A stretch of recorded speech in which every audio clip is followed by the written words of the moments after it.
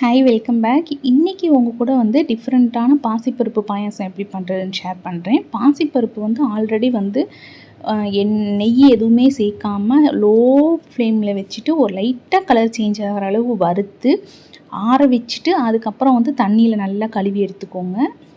இப்போ ஒரு கடாயில் வந்து பாசிப்பருப்பு சேர்த்துட்டு தண்ணி வந்து கொஞ்சம் சேர்த்துக்கிறேன்.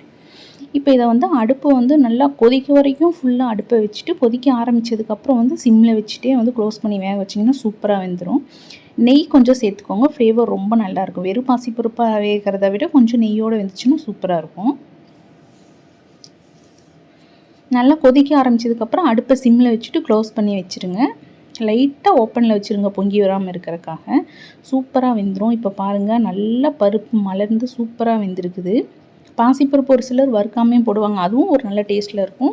இதுவும் ஒரு நல்ல டேஸ்ட்டில் இருக்கும். ஆனால் பாசிப்பருப்பு கருகிடக்கூடாது, கலர் மட்டும் லைட்டாக ப்ரௌனாக வந்து ஈவனாக சேஞ்ச் ஆகணும். இப்போ வந்து பாசிப்பருப்பு வந்து நல்லா வெந்துருச்சு.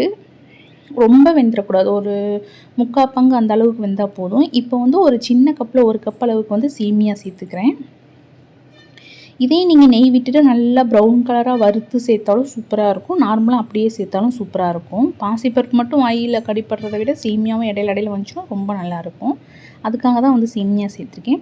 சேமியா சேர்த்து ஒரு நிமிஷம் வந்து க்ளோஸ் பண்ணி சிம்மில் வச்சிங்கன்னா சேமியா வந்து ஹாஃப் பாயில் ஆனாலே போதும். இந்த அளவுக்கு வந்து சூப்பராக ஒரே நிமிஷத்தில் வெந்துடும் சேமியா. இப்போ வந்து நான் 1/4 லிட்ரு பால் வந்து சைடில் 1/4 லிட்ரு பாலுக்கு 1/4 லிட்ரு தண்ணி விட்டு காய வச்சுருக்கிறேன். அது சைடில் இருக்கட்டும். இப்போ சர்க்கரை வந்து தேவையான அளவு சேர்த்துக்கோங்க. நான் கப்பில் 1 கப் அளவுக்கு சேர்த்தேன், அதுவே கரெக்டாக இருந்துச்சு. செக் பண்ணி சேர்த்துக்கோங்க. ஒரே ஒரு பிஞ்ச் அளவுக்கு சால்ட்டு, அப்போ தான் வந்து சர்க்கரை பற்றாமல் இருந்தால் கூட வந்து கரெக்டாக இருக்க மாதிரி இருக்கும். நல்லா என்ஹான்ஸ் பண்ணி கொடுக்கும் சர்க்கரையை. இப்போ வந்து நம்ம காய வச்சுருக்கிற பாலை வந்து ஊற்றிட்டு, பால் ஆல்ரெடி காய வச்சு சூடாக தான் இருக்குது. ஒரே ஒரு கொதி கொதிச்சதும் அப்படியே வந்து அடுப்பை ஆஃப் பண்ணிடுங்க. ரொம்ப நேரம் கொதிக்க விட வேண்டாம். இப்போ ஒரே ஒரு கொதி கொதிச்சிருச்சு. இப்போ அப்படியே வந்து அடுப்பை ஆஃப் பண்ணிவிட்டு அதுக்கப்புறம் வந்து ஏலக்காய் பவுடர், நெய் இதெல்லாம் வந்து சேர்த்துக்கலாம். அடுப்பை ஆஃப் பண்ணிவிட்டு 1 ஸ்பூன் அளவுக்கு வந்து எருமை நெய் வந்து விடுறேன். அதனால் எருமை நெய்னா ரொம்ப ஒரு மாதிரி தித்திப்பாக இருக்க மாதிரி இருக்கும். அதனால் வந்து ஒரே 1 ஸ்பூன் மட்டும் விடுறேன். நீங்கள் மாட்டு நெய்னா ஒரு 2 ஸ்பூன் அளவுக்கு கூட விட்டுக்கலாம். நான் வந்து திராட்சை நெய்யில் வறுத்து வச்சுருக்கேன், அது மட்டும் போட்டுக்கிட்டேன். நீங்கள் ஏதாவது வந்து மற்ற என்ன நட்ஸ் வேணுமோ அதெல்லாம் போட்டுக்கலாம். ஏலக்காய் பவுடர் 1 ஸ்பூன் அளவுக்கு வந்து சேர்த்துக்கிட்டேன். அவ்வளோதான், சூப்பராக வந்து பாயாசம் ரெடி ஆயிடும். நல்ல ஒரு மாதிரி க்ரீமியாக சூப்பர் டேஸ்ட்டில் இருக்கும். இடையில பாசிப்பருப்பு கடிப்பட்டுக்கிட்டு ரொம்ப க்ரீமியாக சூப்பராக இருக்கும்.